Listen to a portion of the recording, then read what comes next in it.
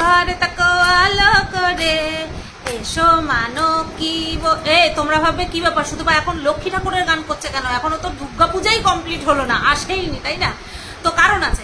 Hello বন্ধুরা, কেমন আছো সবাই? আশা করছি তোমরা সবাই ভালো আছো আর আমিও ভালো আছি।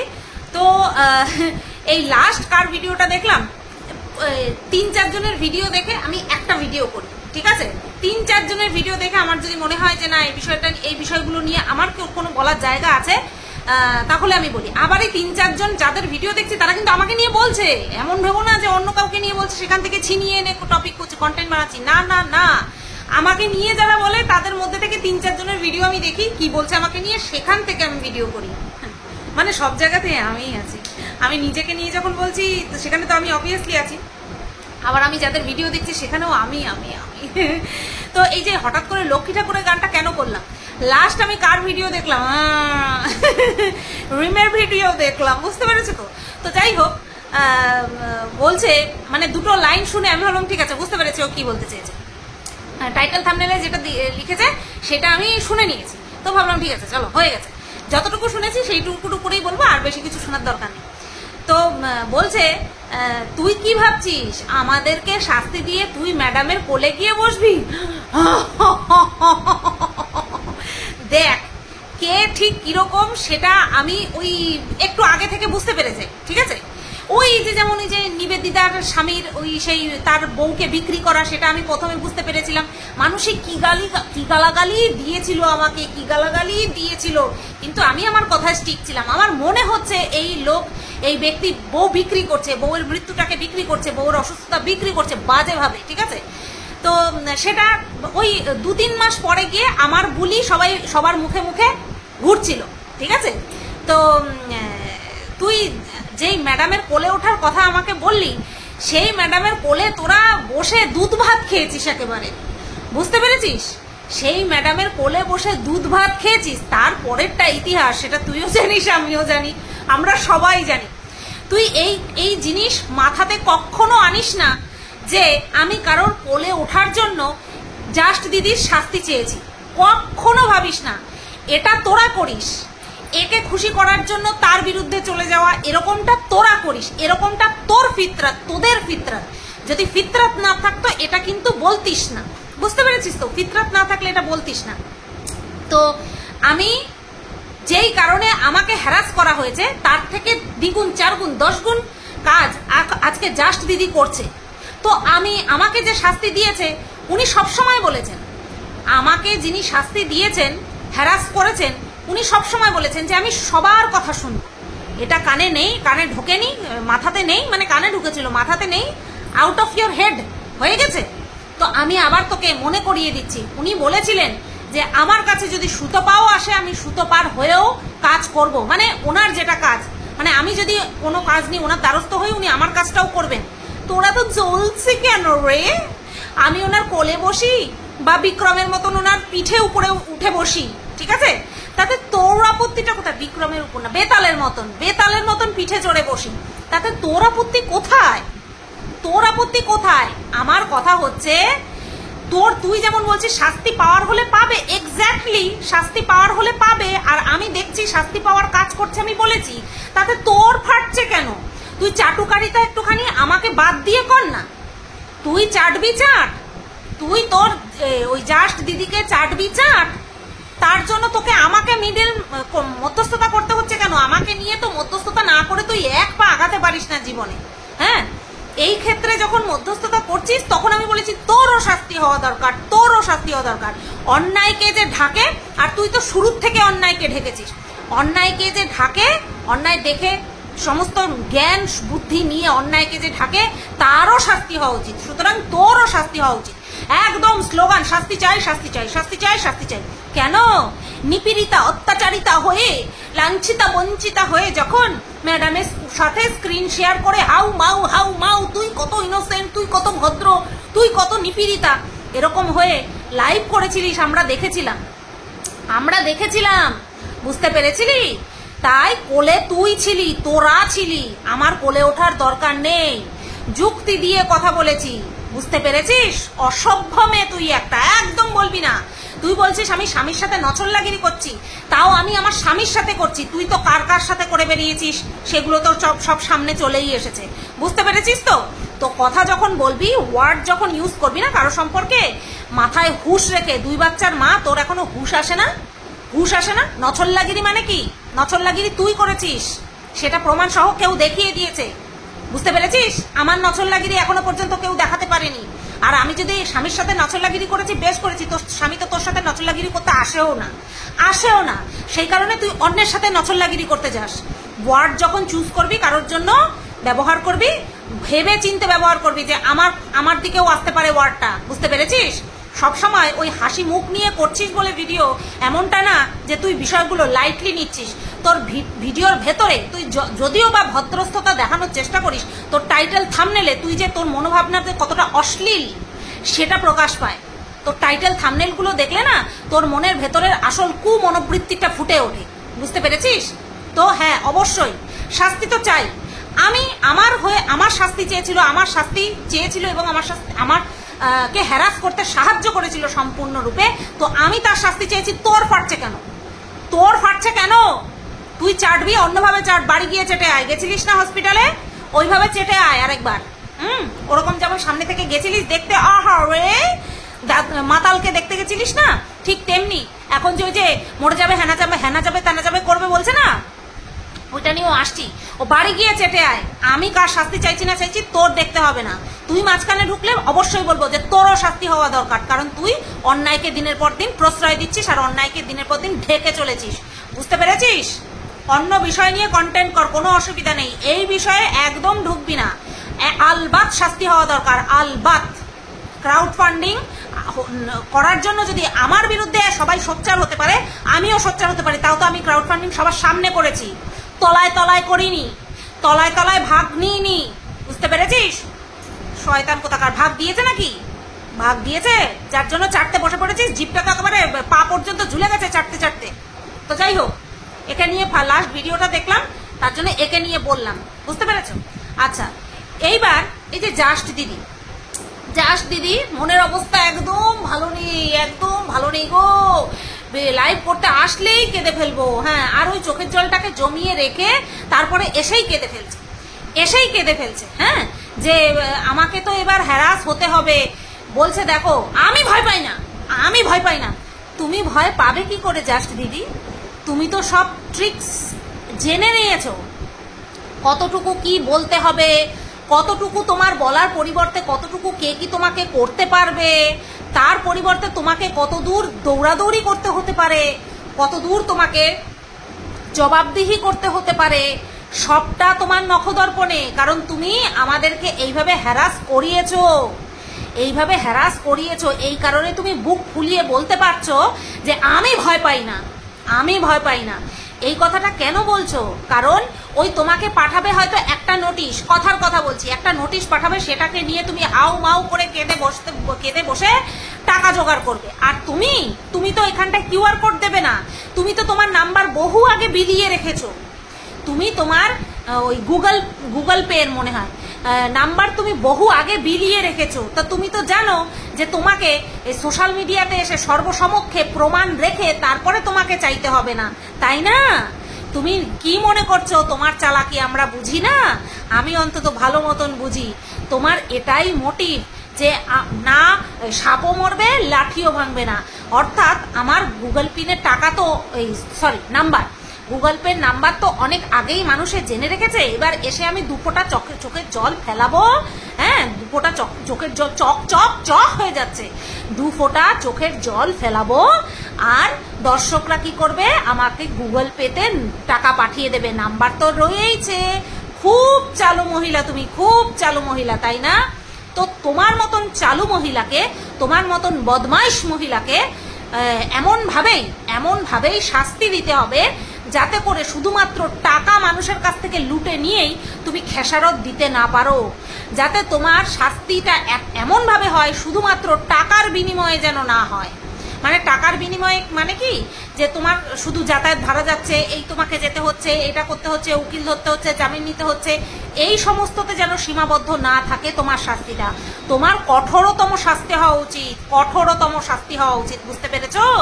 তুমি আজকে লাইভে বলছো, এই তো দুদিন আগে ঘোড়া কি করলো, আমাকে দিদি দিদি ডাকলো, আমি এখনো তোমাকে দিদি ডাকছি, আমি এখনো তোমাকে দিদিই ডাকছি।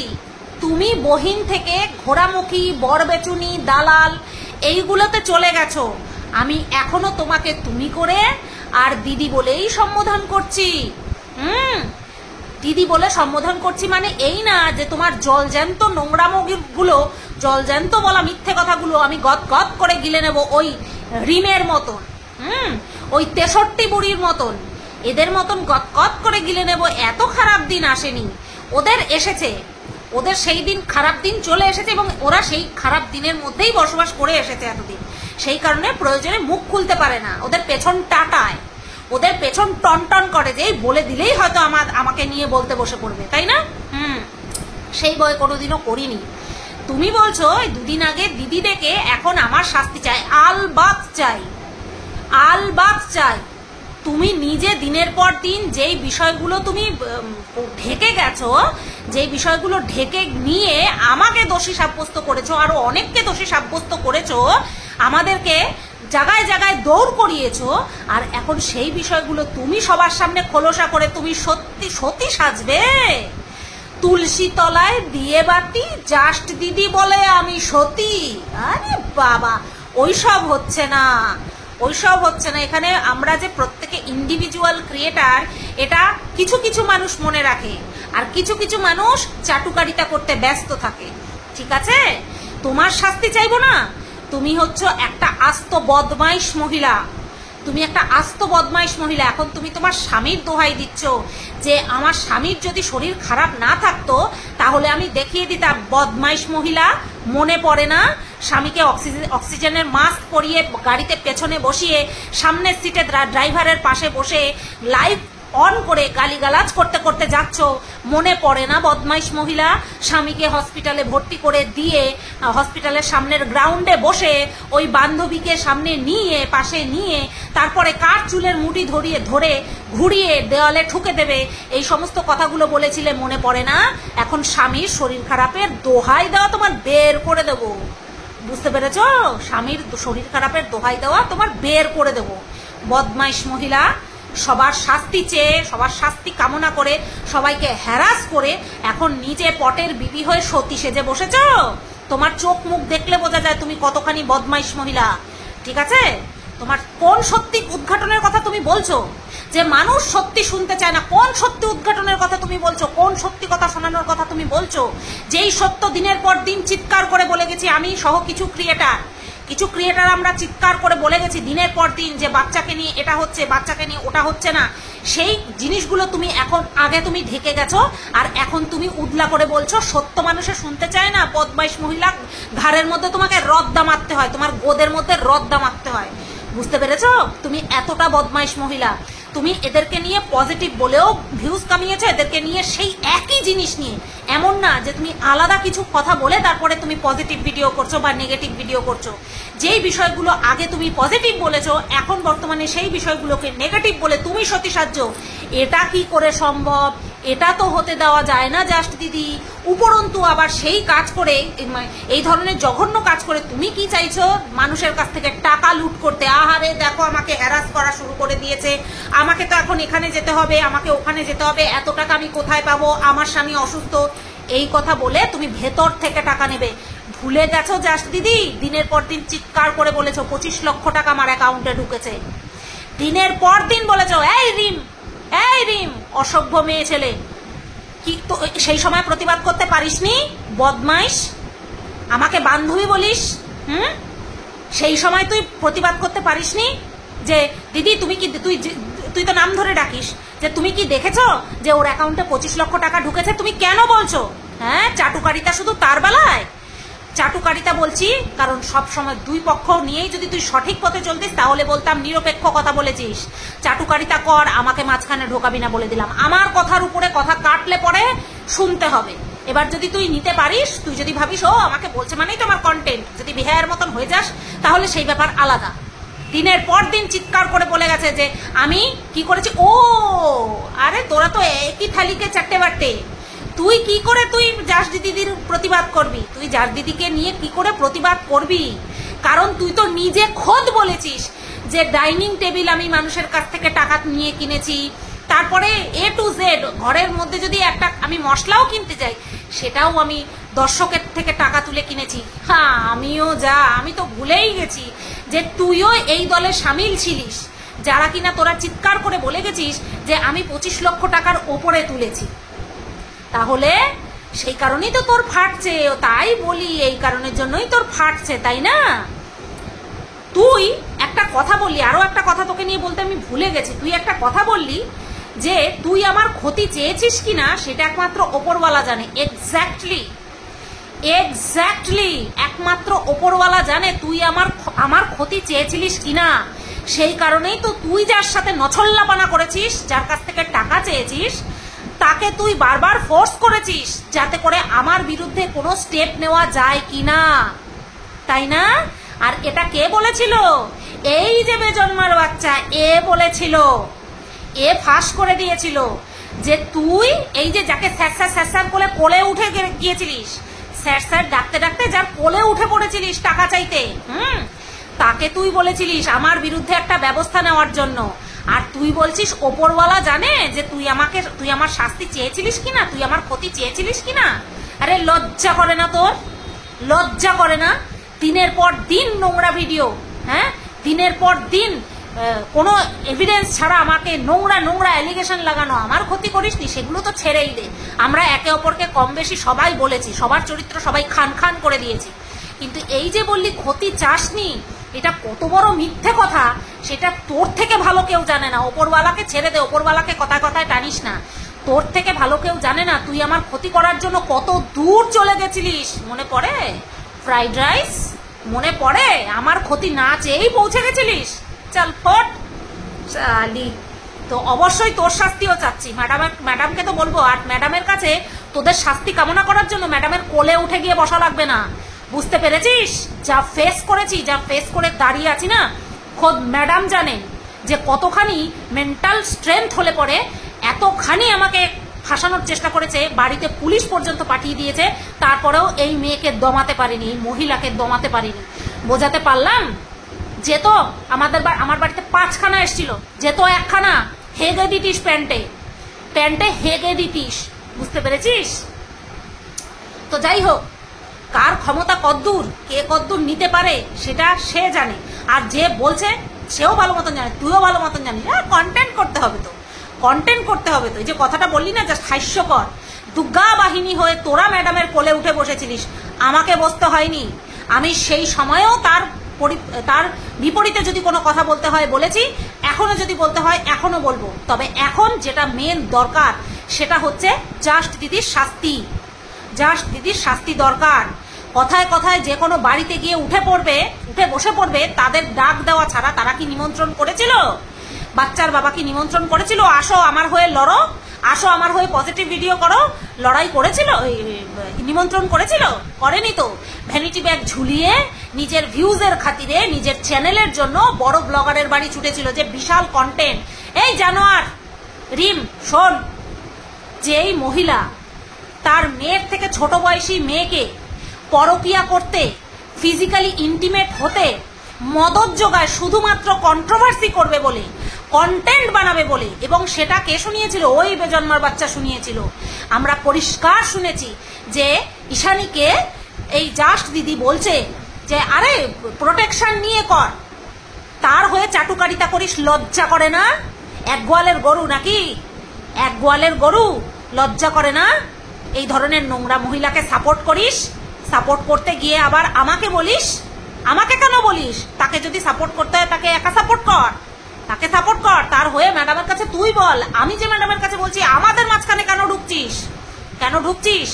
তো যেই মহিলা একটা বাচ্চা মেয়েকে এইরকম উপদেশ দেয় শুধুমাত্র কন্ট্রোভার্সি করবে বলে, হ্যাঁ, শুধুমাত্র কন্টেন্ট বানিয়ে ভিউজ কামাবে বলে, সে ভালোবাসার খাতিরে বাচ্চার বাবার বাড়িতে গিয়েছিল তাদেরকে প্রোটেকশন দেওয়ার জন্য।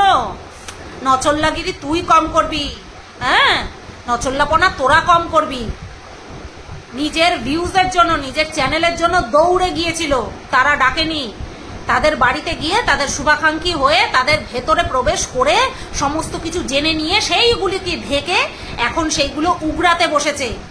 এর মতন নষ্ট মহিলা, এর মতন পাপী মহিলা, এর মতন বজ্জাত মহিলা, বদমাইশ মহিলা আর দ্বিতীয়টা কেউ আছে? তো চলো বন্ধুরা, এই ভিডিওটা এই পর্যন্তই রাখলাম। সবাই তোমরা ভালো থেকো, সুস্থ থেকো। যতক্ষণ না পর্যন্ত শাস্তি হচ্ছে ততক্ষণ পর্যন্ত থামছি না। আমিও দেখতে চাই যে কিনা কোনোরকম কোনো শাস্তির কাজ না করে, হ্যারাস্ট হওয়ার কাজ না করে, যেই হ্যারাসমেন্টের মুখোমুখি আমাকে হতে হয়েছে প্লাস আরো কিছু ক্রিয়েটারকে হতে হয়েছে, এই সমস্ত ক্রিয়েটাররা যারা কিনা সত্যি সত্যি শাস্তি পাওয়ার কাজ করে চলেছে, তাদের শাস্তি উনি দিতে পারেন কিনা। উনি এসেছিলেন কিছু মানুষের হয়ে লড়ার জন্য না, সবার জন্য। তো সেখানটায় আমি আবেদন করেছি, কোলে উঠে বসার প্রয়োজন পড়ে না। যাদের পেছনে দাগ তারাই তাদের নিজের পেছন ঢাকতে কোলে উঠে বসার চিন্তা করে। বুঝতে পেরেছিস? As like you. চলো সবাই ভালো থেকো, সুস্থ থেকো, টাটা।